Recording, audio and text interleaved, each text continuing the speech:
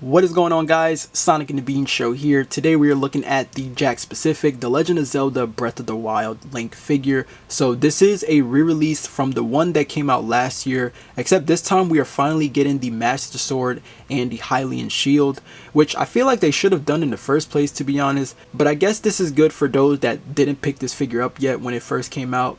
So the packaging is pretty much the same, really. There's not really anything new if you've owned the previous one. Everything's pretty much about the same, except we just got, the new accessories right here, and then Link, the bottom right there. And the back is also the same, but it does show like an image of the figure, with the sword and shield right there. 20 points of articulation, and we got Zelda here because Zelda is the re-released figure in this sort of assortment right here, because this entire wave really has the Link, Zelda, and then that new Phazon suit Samus figure that I reviewed. But yeah, that's pretty much how the back of the packaging is. That's all the packaging really is right there. Okay, so here's the figure out of the packaging right here. Now let me just get straight into the comparisons just so we can see if there's anything different going on with this new release compared to the old one right here. So this is the one that came out last year, and I'm actually seeing a difference here with the face. Actually, it actually seems like the eyes on this one is, well, it looks like it's a bit more far out compared to this one, but even then it does make the face just a bit different actually. So let me actually just zoom in a little bit here on the face so you guys can see it just a little bit better.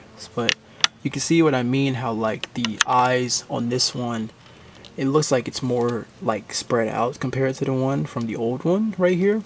But everything else seems about the same, like the paint, it's not like anything's different with the way how the attire is, like with the color really. Maybe the paint job on this one's a little bit cleaner. You can see it from the belt right here, like the straps around, and then like just here's the back right here. But everything else, everything else does seem about the same really. I think it's really just the eyes that I'm seeing here compared with these two. Yeah, that's pretty much that, and I'm sure like the articulation is still pretty much the same, right? I don't really expect anything too much going on with this figure. Like, we are still double jointed with the elbows and knees, bicep swivel, swivel with the upper thigh right there, kick forward. Everything else is pretty much the same. The ab crunch though is still kind of weird with this figure, because it is a double ball peg, but the way how they have it, you don't really get a lot of movement with that. Unless you just remove this, but that looks kind of weird. And but you do get movement now from that, and you can actually kick forward a little bit better, but it just looks weird with not having that. So that's the only issue well, one of the biggest issues I had with this Link figure. But overall, I still did enjoy the figure. I think it's pretty cool. So now that we went over that, let's look at the accessories that we're gonna that we're getting here with this figure. So let's start off here with the Master Sword. And you know what, for this being $10, they did a really good job with the Master Sword and Hylian Shield. These accessories are actually pretty nice. I do like the way how the paint job is here, especially with the handle. Like, this actually looks pretty nice, so that's really cool. And along with the Hylian Shield right here, which actually looks pretty good. I'm going to compare these shields with other Link figures, but this actually doesn't look too bad. They did a really nice job with this one. And the thing is, I have like these weird like paint specks all over, like the silver plastic right here, and there's like a couple of scratches around the shield. Like, I got it like down here. I also do like that they made the strap pretty wide enough for the arm to go through, because that was always like an issue I've had with these Link figures, where the strap would be like too small, or like I guess the little clamp would be too small for like their wrist really. And then you have the handle right here too. So yeah, overall, the shield does look nice. I like how this is sculpted too. Yeah, overall not too bad. So I'm actually going to put these on the Link figure, see how that is. So we'll just throw this onto the figure as so. So there you go. And then for this, I guess we'll have to have the arm go through like that as so. So there you Oh, whoa, hold on, his thumb's on the handle right there. All right, there you go. And yeah, I think, yep, I think I got it. I think I got it right there. So let's see, get in position, and yeah, pretty much that. Not too bad with this. So there you go. Got Link with the sword and the shield, and yeah, that's there's your Link figure right there. So not too bad actually. I like it. I really do like it.